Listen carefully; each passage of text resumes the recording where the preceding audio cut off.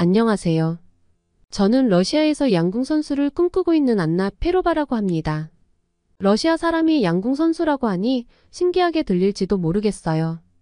그래도 러시아 양궁 선수 중에서 세계적으로 잘 알려진 몇몇 선수들이 있답니다. 한국처럼 양궁 대국인 곳에서는 잘 모르실 수도 있어요. 한국 사람들은 왜 그렇게 양궁을 잘하는 걸까요? 러시아 선수들도 한국 양궁의 압도적인 기량에 혀를 내두를 정도랍니다. 아마도 한국에는 특별한 학교가 있는 것 아닐까.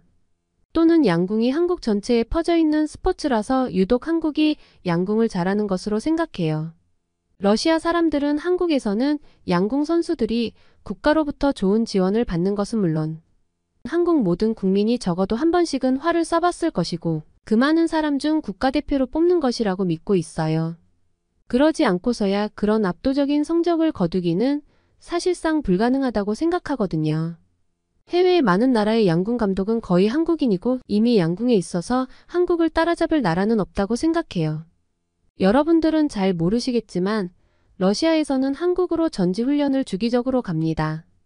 한국과의 자매도시를 맺은 러시아 여러 도시가 있고 지역 간 협력 강화의 하나로 러시아 선수단들은 한국에 방문해 체육 교류를 하는 경우가 많거든요.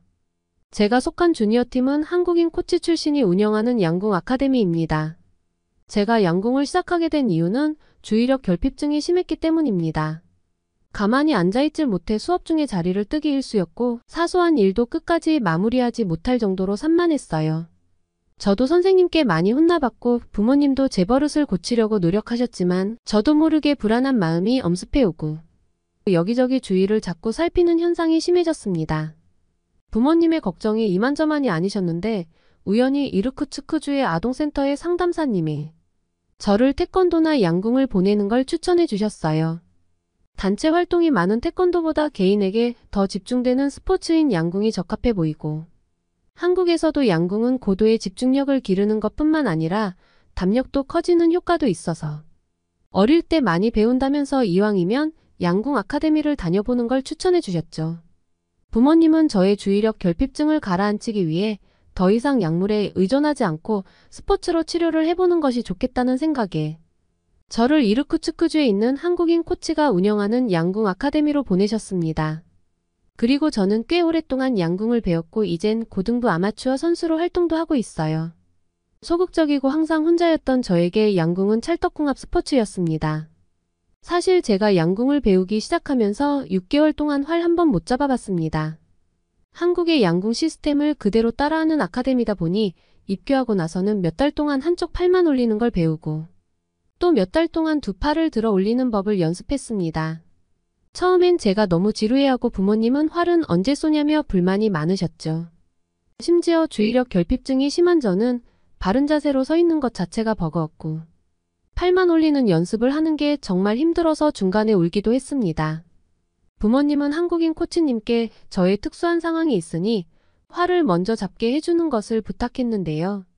코치님께서는 한국 양궁 선수들은 학교에서부터 기술과 생체 역학을 완벽하게 터득할 때까지 가장 기본적인 요소만 연습한다면서 우리 가족의 조급함을 되려 타이르셨어요. 하지만 자세를 잡는 동안 극한 상황을 이겨내는 힘을 키우는 것을 알게 모르게 배우게 된 것 같아요. 활을 잡지 못하는 동안에도 아마추어 팀 선배들의 지방훈련을 자주 따라다녔는데 거기서 새로운 환경에 직면하는 상황을 무시하고 자신에게 집중하는 연습을 많이 했습니다. 코치님은 한국의 양궁 선수들은 담력 훈련을 많이 한다고 하더라고요. 담력을 강화해야 실수가 줄고 실수가 줄어야 화살 한 발의 중요성이 높아진 경기 방식에서 좋은 성적을 거둘 수 있기 때문이라고 하셨습니다. 그래서 한국의 양궁은 번지점프나 공수부대 특전사 훈련장에서 선수들을 훈련하기도 하고 경륜장이나 경정장처럼 관중이 많이 모이고 함성이 들리는 곳에서 훈련을 하기도 했다고 합니다. 심지어는 야구장의 수많은 관중의 함성 속에서 활을 쏘는 시범 경기를 펼치기도 한다고 하니 대단하다는 생각이 들었어요. 양궁 덕분에 저는 고등학교로 진학하면서 주의력 결핍증 증세가 차츰 좋아졌고 주위의 따돌림에도 정신력 유지가 가능했습니다. 자연스레 부적응 학생이라는 꼬리표를 슬며시 떼게 되었어요. 어느 날 아카데미 원장님이 가을 학기 중간 정도 지났을 때 러시아 내의 다른 원장님들과 함께 논의하여 양궁의 고향인 한국으로 선진 견학 및 훈련을 할 수 있는 프로그램을 준비하셨어요. 저는 양궁도 좋았지만 요즘 한창 뜨고 있는 한류 문화의 메카로 간다고 하니 너무 흥분되었어요. 비행기 요금부터 숙박비까지 고액의 전지훈련이었지만 부모님은 제가 양궁을 좋아하고 양궁 덕에 약물 없이 정상적인 생활까지 가능해지면서 이 스포츠에 대한 신뢰가 높았을 뿐만 아니라 제가 전지훈련에 적극적으로 참여를 원하는 모습을 보시면서 훈련비가 고액이든 말든 상관없다고 하시며 흔쾌히 허락해 주셨어요. 그렇게 저는 러시아 몇몇 팀들의 선수들과 한국행 비행기에 오르게 되었습니다.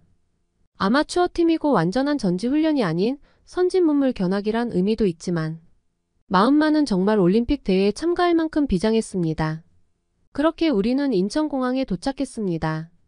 한국인 코치님이다 보니 한국에는 이미 코치님을 따르는 많은 후배가 있고 오랜만에 러시아에서 한국으로 온다고 하니 코치님 후배들이 우리 팀을 맞이할 준비를 다 해놓으셨어요. 45인승 큰 버스를 대절하고 이르쿠츠크주 양궁팀을 환영한다는 현수막도 붙여놓으셨어요. 다음날 한국에서의 첫 아침을 맞이하고 호텔 조식을 먹은 후 우리는 연습장으로 이동하기 위해 큰 버스를 탔습니다. 경상북도 예천이라는 곳으로 이동 중이었고 버스 안에서는 저희를 위한 케이팝을 틀어주었습니다. 그리고 외국인들에게 한동안 화제거리였던 바나나 우유와 한국 전통 과자라는 약과를 간식으로 받았습니다. 실제로 바나나 우유를 맛보고 눈이 동그래졌습니다. 우유는 맛없는 음식이라고 생각했는데 바나나 향이 겹치니까 우유가 이렇게 맛있을 수 있는지 정말 놀랐다니까요.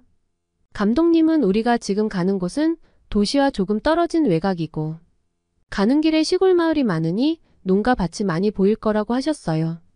점심시간이 다 되어 우리는 한국의 어느 시골 마을 근처에 도착했어요. 목적지까지는 아직 남았지만 점심을 이곳에서 먹고 간다고 하시더라고요. 점심 메뉴는 닭볶음탕이었는데 저는 닭을 프라이드로만 먹어봤지 이렇게 수프처럼 먹어보긴 처음이었어요. 물론 러시아에도 치킨 수프가 있긴 하지만 늘 프라이드로 먹던 닭이 빨간 수프에 담겨서 나오는 것이 처음엔 어색했습니다. 한국 음식이 대체로 건강하다고 들었는데 닭볶음탕 역시 감자와 양파, 또 이름 모를 야채들이 들어가 있어서 육류만 먹는 게 아니었어요. 첫 한국 음식은 약간 매웠지만 먹을만 했습니다. 특히 하얀 쌀밥은 윤기가 짜르르하고 쫀쫀한 느낌이 나서 몸속도 따뜻해지는 느낌을 받았어요. 한국의 첫 식사를 만끽한 후 잠깐의 여유가 생겨서 식당 주변의 시골 마을을 구경할 수 있었어요. 한국에 대해선 도시의 경관이나 케이팝 정도만 보았지. 한국의 시골 마을은 처음이었고 뜻밖의 일정에 저를 포함한 우리 팀 전체가 환호를 질렀어요. 감독님은 우리가 그저 평범한 한국의 시골 동네를 걷는 것뿐이고 농가 밭 정도만 볼 수 있을 것이니 기대는 하지 말라고 하셨지만 우리는 무슨 신비의 세계로 출발하는 건 마냥 신이 났죠. 우리는 감독님을 따라 마을을 걷기 시작했어요. 식당에서 시골 마을로 가는 길에 둘레가 어른 2명이 손을 잡고 이어도 모자랄 만큼 넓은 나무가 있었어요. 감독님은 이런 것을 고목이라고 부르며 마을 사람들은 고목이 마을을 지켜주는 수호신이라고 받아들인대요. 듣고 보니 큰 고목은 뭔가 비밀을 품고 있는 것처럼 보였어요. 고목 밑에 나무로 된 마루 같은 것이 있어서 우리는 마루에서 잠깐 앉아서 시골 경치를 구경했는데 저도 모르게 마음이 평온해진다는 느낌이 들었습니다. 아무 생각 없이 앉아있는 그 짧은 시간이 참 평화롭고 좋은 기분마저 들게 했답니다. 시골 마을 구경을 마치고 우리는 본래 가려던 훈련장으로 다시 출발했어요. 훈련장에 도착하자마자 완벽한 자세를 취하고 있는 양궁 선수들의 모습과 날아가는 화살이 관역을 명중시키는 소리가 저희를 맞이했어요. 한국 양궁 선수들은 이미 그곳에서 경외심을 불러일으킬 정도의 집중력을 유지한 자세로 연습하고 있었어요. 그 모습을 우리는 넋을 잃고 바라볼 수밖에 없었어요. 훈련장에 있던 한국인 코치는 저희를 반갑게 맞아주며 팀 소개와 시설 안내를 해주었어요. 예천의 국제 양궁장의 시설은 최고 수준이었고 장비도 최신식이었으며 훈련장 곳곳에서 세심한 배려가 느껴졌어요. 저희는 선수들의 훈련 모습을 지켜보고 그들의 기술과 훈련 방법에 대해 배울 기회를 가졌어요. 한국 양궁 선수들은 친절하게 자신들의 지식과 경험을 공유해 주었고 저희는 스펀지처럼 최대한 많은 정보를 흡수할 수 있었어요. 하루가 끝나갈 무렵 우리는 그동안 몇 달 동안 훈련한 것보다 한국에서 하루 만에 더 많은 것을 배운 것 같아 정말 뿌듯했고 한국 선수들에게 감사함을 느꼈습니다. 게다가 한국 선수팀이 보여준 양궁 훈련에 대한 열정은 정말 대단했어요. 하지만 양궁뿐만이 아니었습니다. 한국 선수들은 저희가 가는 곳마다 미소로 맞아주었고 우리를 도와주려고 발벗고 나서주었기에 저희는 진정으로 환영받는다는 느낌을 받았어요. 훈련을 마치고 저녁에는 한국 선수들의 훈련 방식과 양궁 기술에 관해 설명을 듣는 시간도 가졌는데 한국 선수들은 한치의 오차도 허용하지 않는 것이 분명했어요. 선수들의 컨디션 조절부터 정신적인 준비까지 훈련의 모든 측면을 세심하게 계획하고 실행한다는 것을 알 수 있었습니다. 가장 눈에 띄는 점 중 하나는 일관성과 반복을 강조하는 것이었어요. 양궁 선수들은 같은 슛을 반복하고 그 슛을 분석하며 완벽히 하기 위해 미세한 조정을 끊임없이 연습했어요.